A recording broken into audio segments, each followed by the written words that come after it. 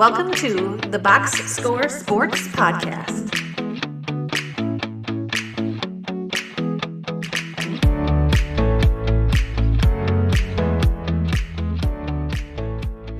Let's start with the great, Chris. What was your great for week 11? I think it had to be Buffalo, kind of proving for now that they're the best team in the AFC, even though the Chiefs, had the perfect record, but they went in, they kind of controlled the game. I think it's just good, I guess, mojo, if you would say, for them to beat the Chiefs. I guess they said on the radio that Allen and Mahomes, the matchup is 4-4, which I guess I wouldn't have necessarily thought because I think the collective view is that the Chiefs kind of own them.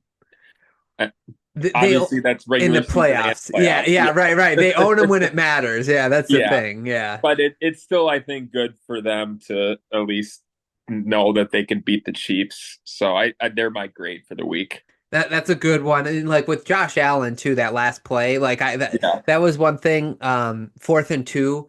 I text Avery, he's a Bills fan, and I'm like, I would have kicked the field. Like I text him before. I said I'd take the points because it would be so Buffalo in my mind. Is they didn't get the 4th and 2, and now all Mahomes need to do is get in field goal range to win the game. Like that's Yeah. what my mind went to. But instead, Josh Allen like ran that 26-yard touchdown and like put the Chiefs away, which was the right call, and that's why I'm not an NFL coach. Yeah. Yeah. Yeah. I forget if they said that, if it was Romo and Nance or if I saw it just on social media, but it was like, that's what you have to do against the Chiefs. Like, you have to be aggressive and go for the kill. You can't let them hang around. You can't make the conservative, maybe it's the smart move is to take the points, but like, you have to, like, stick it in them and kill them. And that's, obviously that was still risky 4th and 2, but and I don't think it was necessarily the play they drew up. And Allen made it improvise and made an incredible play, but still it was good coaching by McDermott, I think. No, I agree 100%. I'm going to give my grade to the Pittsburgh Steelers defense because what they did, and they always do this real well against Lamar Jackson, is they can contain Lamar Jackson. And just to give you an idea how well the defense played for the Steelers, Russell Wilson had a QBR of 14.4, including that atrocious interception in the Yeah. red zone along with Justin Fields sliding a yard too soon. Yeah, that was also But bad. but really, yeah. So it was just like even though the offense kind of put them in bad situations or couldn't extend the lead, that defense winning on everything but all field goals basically. I think they deserve a great Mhm. for containing the MVP of the league at this Yeah. point and holding them to a 59 QBR. Yeah. Yeah, they finished the game with 303 yards in 36 minutes, so they controlled the time of possession. But I think, if I remember correctly, they had like less than 4 yards of play or something like that, which Mm. is like atrocious. But it didn't matter because their defense set them up with the two fumbles were in field goal range. And so that's basically, they won because of the defense. Yeah, because the running game averaged 3.6 yards and then the passing 5.5 yards, so it's close to Mhm. 4. Yeah, so you're Yeah. right. Yeah, so good for the Steelers D. That's all I'm gonna say. Yeah, and I think, like, I don't remember exactly how he's been going back 5 years, but I think Lamar has some problems playing in Heinz Field. Like, that's probably like his worst stadium. I mean, obviously he's been going against the Steelers and they've had good defenses, but the combination of their defense, being at home, like, he's had some bad performances there.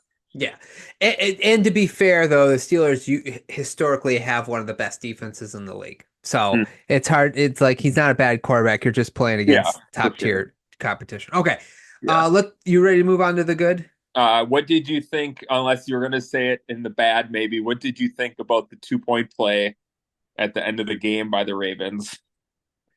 Yeah, it wasn't my favorite. Yeah, that was kind of a weird. I like the two, well, I think they had to go for it, right? Because it was 18-16. Yeah, they had to go for it, but rolling Lamar out to his left, and then he was holding, like, carrying it in his left arm. I just thought was really awkward because, obviously you can shift it back, but it's just the motion of having to shift back to your throwing hand. Yeah. It was just kind of a weird design. Yeah, and there was no receiver that was noticeably out. I was wondering because there was I think it was number 15, Aguilar or somebody. He got caught blocking, and I wonder if he was supposed to slip and he wasn't able to slip. Right.